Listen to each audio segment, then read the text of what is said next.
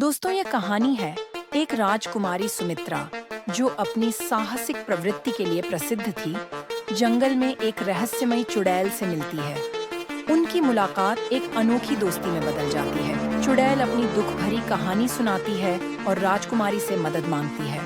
सुमित्रा अपने साहस और बुद्धिमानी से एक भयानक राक्षस को हराकर चुड़ैल का जादुई फूल वापस लाती है। दोस्तों, यह कहानी सच्चे दिल, साहस और दोस्ती की ताकत को दर्शाती है। वो हर पल आपको बांधे रखती है। एक समय की बात है, एक छोटे से राज्य में राजकुमारी सुमित्रा रहती थी। सुमित्रा अपनी बुद्धिमानी और सुंदरता के लिए प्रसिद्ध थी, लेकिन उसे जंगलों में घूमने और नए रहस्यों को जानने का बड़ा शौक था।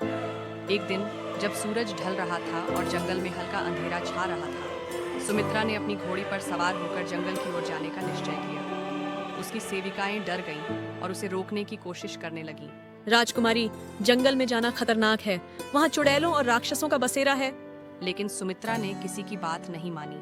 सुमित्रा जंगल में प्रवेश करती है। वहाँ के ऊंचे पेड़ों और अजीब सी आवाजों ने उसे थोड़ा बेचैन किया, लेकिन वह अपनी यात्रा जारी रखती है। अचानक उसे एक आवाज सुनाई दी।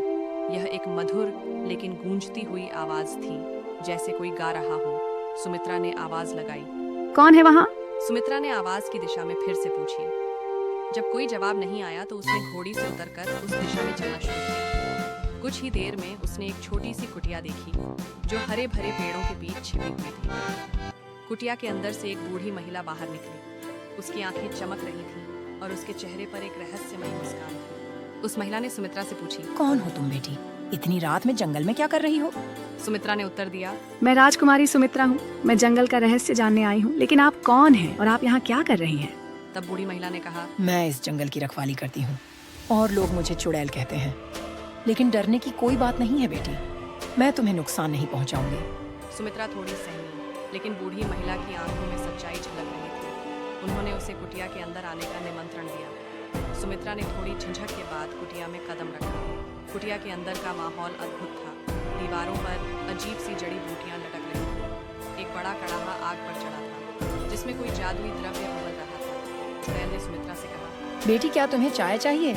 ये जड़ी बूटियों की चाय है जो तुम्हारी सारी थकान मिटा देगी। सुमित्रा ने हामी भरी। चाय पीते ही उसने एक अलग सी ऊर्जा महसूस की। उसने चुड़ैल से पूछा, क्या आप सच में जादू करती हैं? चुड़ैल ने मुस्कुराते हुए कहा, हाँ, तुमने सही कहा, लेकिन मेरा जादू सिर्फ मदद करने के लिए है। मैं उन लोगों की सहायता करती हूँ जो सच्चे दिल के होते हैं। सुमित्रा और चुड़ैल के बीच बातचीत बढ़ने लगी। चुड़ैल ने बताया कि वह कभी एक सामान्य महिला थी, लेकिन लोगों की ईर्ष्या और झूठी कहानियों ने उसे चुड़ैल बना दिया। सुमित्रा को चुड़ैल की कहानी सुनकर बहुत दुख हुआ। उसने कहा, सुनिए, अगर मैं आपकी मदद कर सकूं तो जरूर बताइए। आपकी मदद करके मुझे खुशी होगी। चुड़ैल ने कहा, मुझे तुम्हारी मदद की जरूरत तो है। मेरे जादुई फूल को राक्षसों ने चुरा लिया है।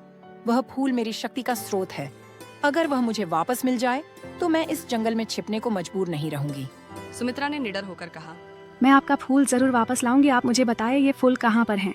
चुड़ैल ने उसे बताया कि फूल जंगल के उत्तर दिशा में एक गुफा में है, लेकिन उस गुफा की रखवाली एक भयानक राक्षस करता है। सुमित्रा ने साहस के साथ गुफा की ओर प्रस्थान किया। रास्ते में उसे कई बाधाओं का सामना करना पड़ा, कांटेदार झाड़ियाँ, दलदल और डरावनी आवाजें। परंतु राजकुमारी रुकी नहीं। जब वह गुफा के पास पहुंची तो उसे गुफा के बाहर राक्षस दिखाई दिया। वह बड़ा और डरावना था, लेकिन सुमित्रा ने अपनी बुद्धिमानी का उपयोग किया। उसने राक्षस से कहा, हे राक्षस, मैं यहाँ तुम्हें चुनौती देने आई हूँ। अगर तुम मुझसे हार गए तो तुम्हें यह फूल मुझे देना होगा। राक्षस के साथ, तुम जैसी छोटी राजकुमारी मुझे हराएगी? यह असंभव है। सुमित्रा ने अपनी तलवार निकाली और राक्षस से मुकाबला शुरू किया। उसने राक्षस की ताकत को समझते हुए चालाकी से उसे पराजित कर दिया। राक्षस ने हार मान ली और फूल उसे दे दिया। सुमित्रा उस फूल को लेकर चुड़ैल के पास वापस आई। चुड़ैल ने फूल को छूते ही अपनी असली शक्ति वापस पा ली। वह अब और भी सुंदर और दयालु दिखने लगी। उसने सुमित्रा को धन्यवाद दिया और कहा, तुम्हारी इस साहसिकता के लिए मैं तुम्हें एक वरदान देना चाहती हूँ। मुझे किसी वरदान की आवश्यकता नहीं। आपकी दोस्ती मेरे लिए सबसे बड़ा उपहार है। तुम्हारा दिल बहुत बड़ा है सुमित्रा, लेकिन मैं चाहती हूँ कि तुम्हारा राज्य हमेशा सुखी और समृद्ध रहे। यही मेरा आशीर्वाद है। राजकुमारी सुमित्रा और चुड़ैल की दोस्ती ने जंगल और राज्य के बीच एक नया संबंध बना दिया। लोग अब चुड़ैल को डरावनी नहीं बल्कि दयालु मानने लगे।